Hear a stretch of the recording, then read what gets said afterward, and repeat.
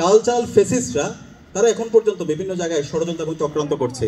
হাসিনার আগামীকাল রায় হবে এবং আগামীকাল আমরা সারা দেশব্যাপী এটা সেলিব্রেট করবো ইনশাআল্লাহ। এবং এই খুনি হাসিনা এবং তার সকল দূষরদের বিরুদ্ধে আমাদের সাংস্কৃতিক বিপ্লব করতে হবে। এই ফেসিবাদী রায়, এই ফেসিস্ট রায় বাংলাদেশের মধ্যে একটা সম্ভাবনাময়, একটা সুজলা সুফলা শস্য শ্যামলা দেশকে তারা একটা অকার্যকর রাষ্ট্রে পরিণত করেছিল। গত 16 বছরে এই খুনি হাসিনার অবৈধ শাসনকে বৈধতা দিয়েছিল কালচারালি কিছু কালচারাল ফেসিস্ট চক্র। তো এই কারণে আজকের এই আয়োজনটা বিভিন্নভাবে আমাদের কাছে গুরুত্বপূর্ণ। এক নম্বর গুরুত্বপূর্ণ হচ্ছে এই আয়োজনের মাধ্যমে আমরা আমাদের যে এই অঞ্চলের আমাদের যে মাটি ও মানুষের যে সংস্কৃতি, সেই সংস্কৃতি আমরা ফুটিয়ে তুলেছি।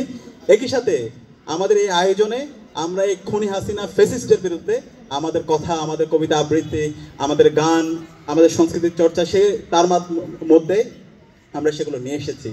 তো আমি অনুরোধ করব, এখানে চারুকলা বিভাগ আমাদের সাথে কাজ করেছে, ডাকসু কাজ করছে, বিপ্লবী সাংস্কৃতিক ঐক্য কাজ করছে। আমাদের সবাইকে এই সাংস্কৃতিক বিপ্লবের জন্য আমাদের কাজ করতে হবে। বাংলাদেশে এখনো এই খুনি হাসিনার দোসররা তারা রাজনৈতিকভাবে হারছে, কিন্তু কালচারাল ফেসিস্টরা তারা এখন পর্যন্ত বিভিন্ন জায়গায় ষড়যন্ত্র এবং চক্রান্ত করছে। এই কালচারাল ফেসিস্টদেরকে সমূলে উৎপাদন করতে হবে।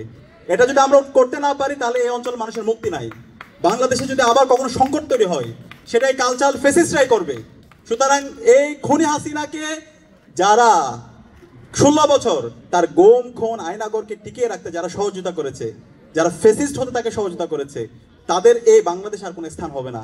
খুনি হাসিনার তো কালকেই রায় হয়ে যাবে ইনশাআল্লাহ, এবং তার ফাঁসি এই স্বাধীন বাংলাদেশ হবে ইনশাআল্লাহ। তাকে ভারত থেকে এই স্বাধীন বাংলাদেশে আনা হবে এবং তার ফাঁসি হবে ইনশাআল্লাহ। এবং তার সকল যে দোসররা আছে তারা গুপ্ত অবস্থায় থাকুক অথবা যারা একটু গর্ত থেকে বের হওয়ার চেষ্টা করতেছে, সবার বিচার এই বাংলাদেশে হবে।